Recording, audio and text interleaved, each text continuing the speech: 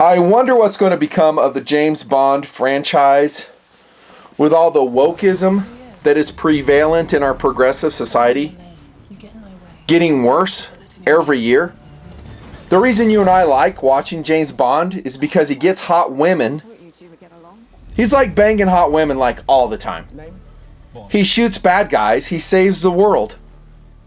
And he's very suave when he does it. Very chill, very relaxed. Themes of classic James Bond movies. Oh yeah, in a very dry sense of humor. We love that about James Bond. But after the movie No Time to Die, I think that's the name of it, I watched that one.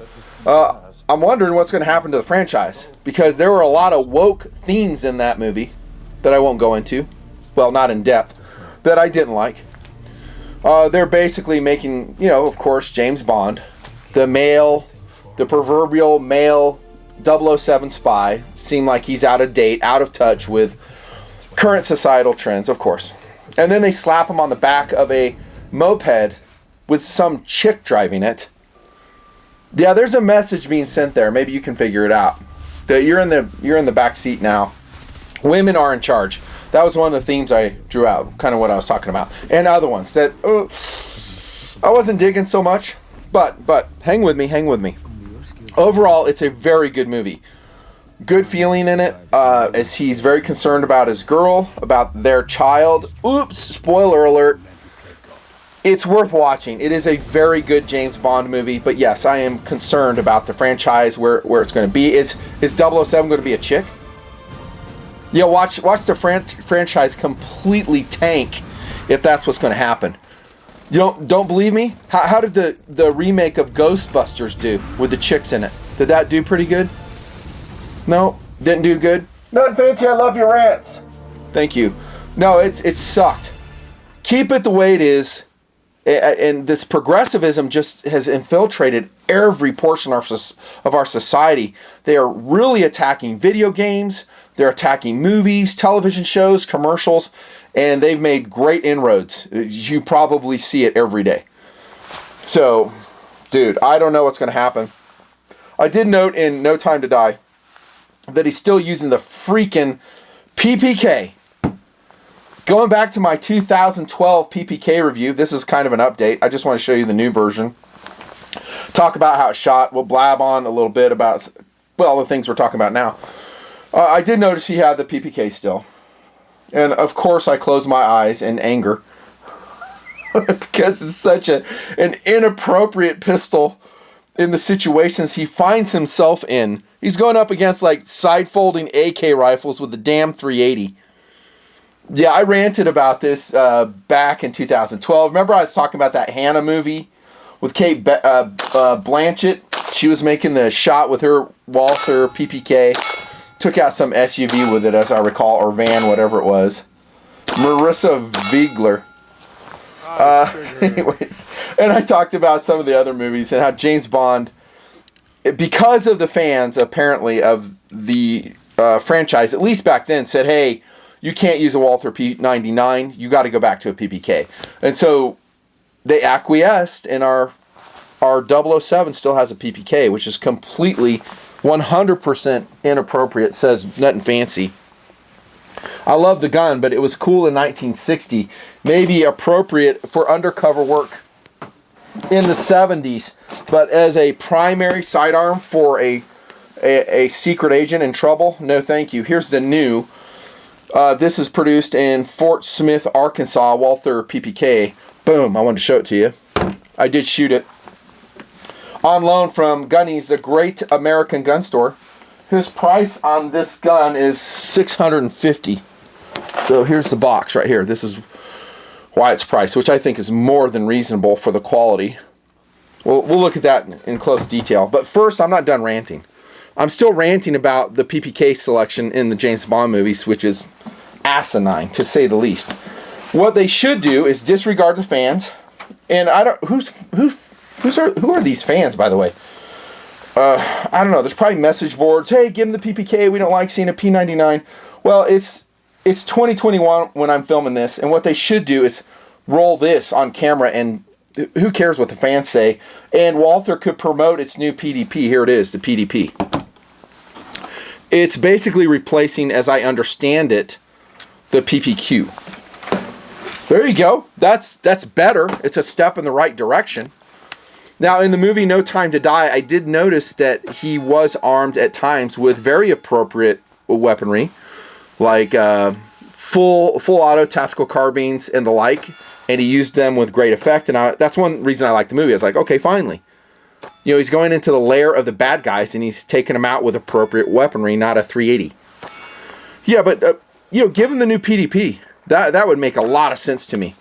Maybe one day. We should all rant about this so we can replace the PPK. Maybe use the PPK in an ankle holster as a backup. So it's still, in the movie, he still uses it as a backup. Not the best backup piece, says me, going into POU. It's not. There's ones that are way lighter, way more powerful, way better. But yeah, use it, and then he gets disarmed from his PDP. You know, or if you want to go back to the P99, I'm totally cool with that. I actually like that gun a lot. Do that, but no, we're still stuck with a Walther PPK. It's damn ridiculous. It's just damn ridiculous. As a gun guy, when I'm watching James Bond movies, it's just grating. Are you the same way? Say in comment when you see that. You're like, holy crap. Oh my gosh, a backup pistol at best. Maybe a concealed carry pistol, like I used it for, POU, in the 90s. And Tactical Doodle still uses our Walther PPK. Inter Arms produced PPK in that role, but he said on camera, and he still tells me, it's more of a second cool exercise, that it's just fun for him. Not the best gun, he knows that, but it is thin. It does carry well, especially in a shoulder holster, which I did for years with our PPK. And with a proper 380 load, it is an adequate, not the best, but an adequate concealed carry option, the Walther PPK. Say in comment if you carry one. With all the amazing concealed carry pistols that I've reviewed here, are you still using a PPK? If so, why? I would imagine it would be a second cool thing for you. That's like, yeah, I just love it. I just love seeing James Bond with it. Maybe you disagree with me. You go, no, never get rid of the PPK. I don't care if he's faced with 20 guys with AKs. PPK can handle it. He can handle it. Okay. The armor-piercing, incendiary 380 round that Q made for him. Okay. And it's like the rounds capacity is like 6 rounds. In the S model, it's going to be 7. And then 1 in the pipe. Okay, 8. Goodness gracious. It's just, it's ludicrous. Ludicrous. Philosophy of use. I think these days, with all the amazing guns out there, P365, the Hellcat, heck, the R7 Mako by Kimber came out. So, the Shield Plus, Ruger Max 9.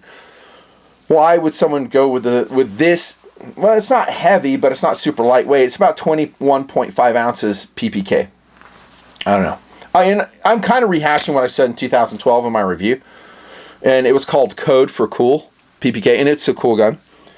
Historical gun. I won't go on all the history. I covered it in that review. But, yeah. By the way, fun fact, Hitler killed himself with a PPK in 7.65 millimeter. If you didn't know that, kind of interesting history. Philosophy of use. I guess it could be a dictator's choice for assassination. Suicide, I should say, not assassination. Okay, concealed carry, we hit that. Collectible is what I was saying. This is a gorgeous, gorgeous gun.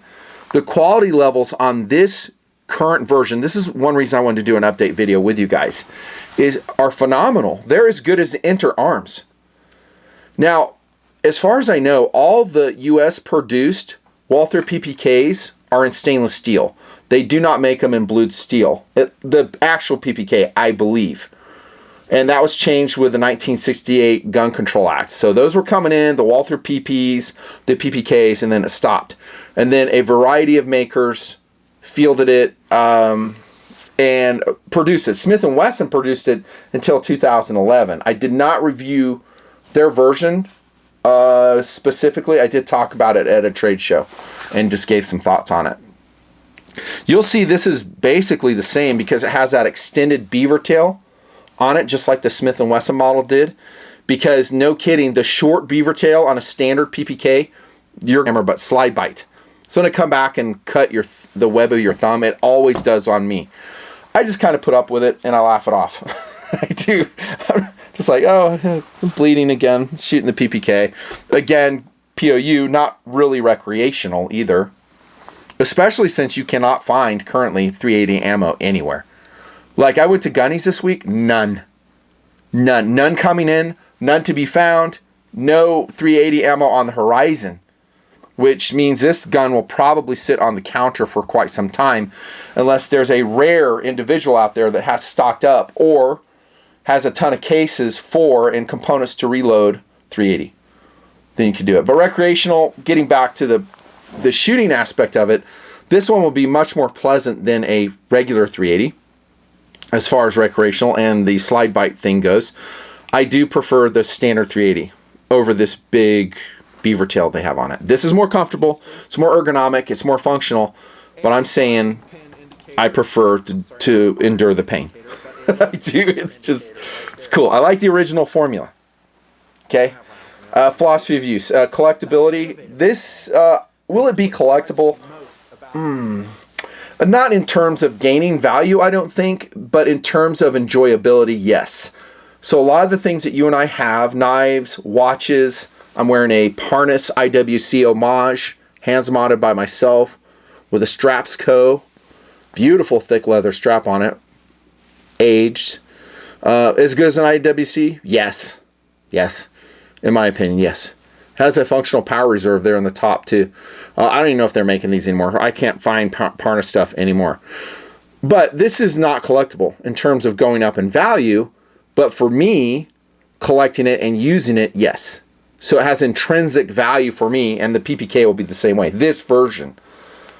So the valuable PPKs are like the World War II ones, of course, especially if they have Nazi markings on them. Those are extremely rare, extremely expensive. Some are forged, so you got to be very careful.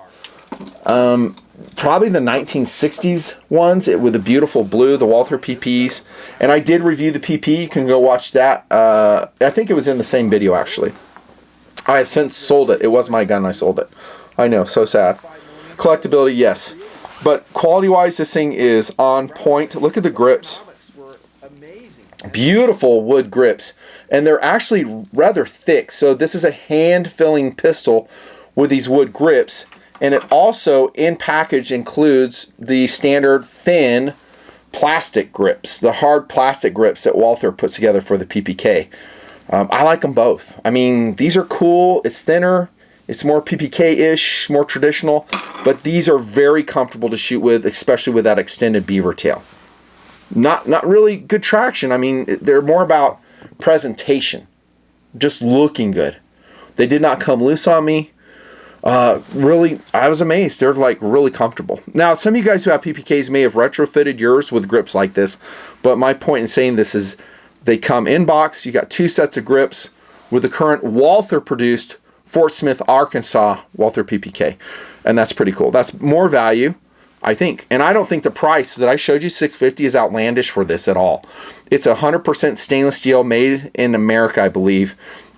Super high quality levels. I like it. Look at the wood to metal fit on that. Smooth back strap, smooth front strap.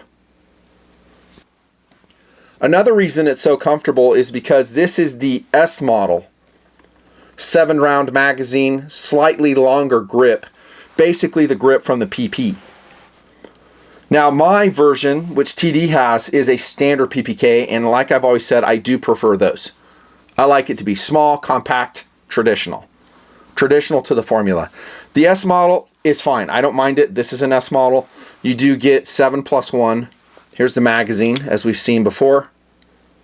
Super high quality. Witness holes. Polymer base plate. No funneling. Little bit longer grip to hang on to. But like I said, it's just a 380. So for me, you know, a 2-finger hold on a standard one is fine. That's fine. Same takedown as before, so we would swing this down, lock it on the underside of the frame here, retract. This is after the magazine safety check and all that, and then we take the barrel off. It's just got the recoil spring around the barrel. It is a blowback pistol, of course, a Walther PP and PPK. Look at the milling on this, though, how clean that is. Bead blasting on the top of the slide. Striations here on the top of the slide. That takes us to the sights. All PPK. Now, in shooting this version, I remembered that I do not like standard stainless steel sights, and mine's stainless steel, of course. It's an Inter-Arms one. They're just hard to get contrast on. They're hard to pick out the target on. I don't know. I just didn't really dig it. It worked, but I would like blackened sights on these, and I would really like it if Walther, get ready to be shocked, maybe changed the sights on the PPK. Because this thing shoots very high left. You're going to see that. Let me make sure I'm telling you right. Yeah, not very, but it does shoot high left, and there's not much you can do about it because these sights are milled into the slide. That is a disadvantage. I think it would have been cool, albeit breaking with tradition, to have mini dovetails and have the front and the rear drift adjustable and have different heights of sights available and in stock, thank you, at their website, or maybe included in the box when you buy it so you can adjust for your load. Imagine that. So we don't need fully adjustable target sights on this. Make it windage adjustable, at least in the rear. Make it so I can remove the front sight, put a different height on. Round of applause for that if we ever see it in the PPK. Because then you can shoot point of aim.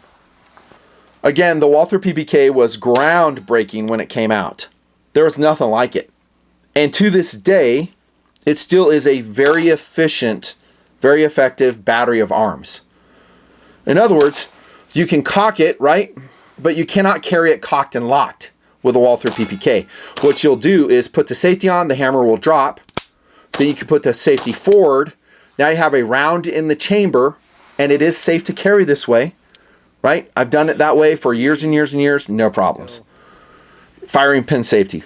Safety, yeah, they added that in the modern versions of the PPK. So this is how you carry your loaded PPK if you were to need it for self-defense. So you're gonna have that long double action trigger pull. I'm gonna just check this real quick. Long double action trigger pull, and it is stiff, probably around 11 pounds still. And then the slide will retract, and then you'll go and transition to single action mode, right? Just like you see in your James Bond movie. And this is a much cleaner trigger. Let's check it in this Fort Smith one. I would rate it maybe 3 out of 5. It's not amazing. It's okay. I did a trigger job on mine, and it's fabulous. My double action is fabulous. My single action is fabulous. It took work and it took money. But now it's styling. But this one's okay. I doubt most of you guys would ever change it. My Inter-Arms PPK was horrendous. I mean, the double action trigger pull was so bad. And that's battery of arms. So you can carry it like this, round in the chamber. I don't really see a need. Just hammer down, forward. That's kind of the battery of arms. It still works. Still super efficient. Nice, comfortable trigger. Same trigger guard as before. Slippery. I like the rest of my finger here. I don't know if James Bond does that. I see him shooting his PPK single-handed a lot. It's just a good-looking pistol. It's just cool looking. To this day, it's cool looking. Very cool looking. Very thin wall barrel. It's always been that way. I didn't measure it for this review, but if you have one, you know what I'm talking about. But it works. I've shot my other PPK so much, like the barrel got so hot. It's just like, man, I touched the slide and it's like, tss, tss. I shot it in the 90s all the time. I'm talking like every time I'd shoot a session, it'd be like 200 rounds. Load, load, load, shoot, shoot, shoot. I had like 7 mags, and I'd load them all up and just shoot, shoot, shoot. I can't remember jam. That thing is reliable. And this was too. We'll get to that here in a second. Here's the other side. Same slide serrations as before. In this variation, it's just PPK, bro. PPK. Magazine release right here. Super compact, super awesome. Not a great ambi pistol for you lefties. Yeah, not great. How did it shoot? Like I said, with the longer grip, those hand-filling wood grips, very comfortable. Very comfortable. Such a beautiful gun.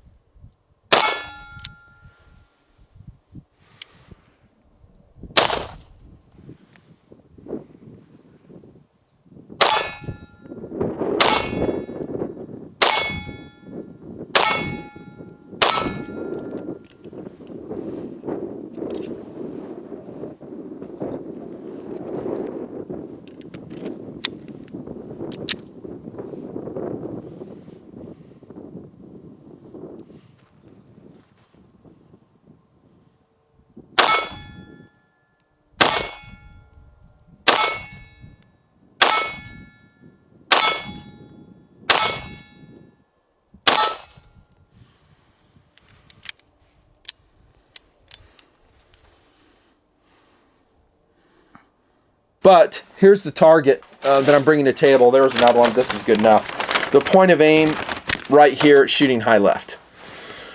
Annoying when you have a milled-in sight set in your slide because there's not much you can do to correct it. Yeah, I mean, I wouldn't do it. There's some things you could try, but I wouldn't do it. You're just going to have to live with it. I think my PPK also has some of this going on too. I forget where it shoots, but it's not exactly point of aim. The Walther PP I had shot like 2 feet high. It was insane. That's one reason I got rid of it. I was like, it's a cool gun, but damn, son, I want to hit stuff with it. See that? So there's my point of aim, shooting here. Groups are okay. This is at 8 yards standing in the desert, 100 degrees outside. This is a fantastic group, showing that the pistol is capable of outstanding accuracy. A lot of this stuff where I'm opening it up a little bit, I still say that's a good group at 8 yards, really good group. But human factors, you know, probably me. But I am shooting, I believe, from single action. Trigger, I said, was good. Up arrow, like I said, I wouldn't change anything. Shoots high left. Stainless steel sights I did not like. Yeah, competitive options. Well, you've got the Burst of Thunder. Go look up my review on that. It's a little bit lighter and it's fantastic. A little bit bulkier, the Burst of Thunder. So it's just something to consider. As far as guns like this, the old formula, I'm going to call it the PPK formula, there aren't that many around. You could go, if you want to go the 22 realm, a Bursa, this is going to blow your mind, Thunder 22, here it is, on loan from, guess who? Gunnies, the Great American Gun Store. These are like $275 at a store. They have the two-tone ones too. These are good. I haven't shot this one yet, so maybe it sucks, and I'll say as much in the review. But it's going to give you shootability where a 380 chambering won't with the shortage of 380 ammo. You could actually get out and shoot this, and after all, I think most of you guys would be buying this for just recreation, collectability, and fun. This is not collectible. It's not super high quality. This blows it away, but it's shootable, and from what I know about it at this point, it's pretty good. But it's a kind of a facsimile for a James Bond pistol in 22. It's basically a Burst of Thunder in 22 long rifle. Other than that, you could go with a 380 like an LCP2, something like that, but isn't that a different way to go? We're kind of moving away from the James Bond formula, losing that second cool factor. The bottom line on this one is I think it represents very good value for its extremely high quality levels. You get 2 magazines with it. You get 2 sets of grips. The fit and finish on this thing is, from what I can tell, and in my shooting, I had no stoppages whatsoever. Slide to frame fit is awesome. It's just phenomenal. It's a great gun. It really is. Here's your reset, by the way. It's recommended. Tell me in comment if you would buy one. Do you have one of these? And if you're wondering if I would buy one now, for $650, I mean, that's a good price. I have other things that require my attention and money. I'm very, very tempted though.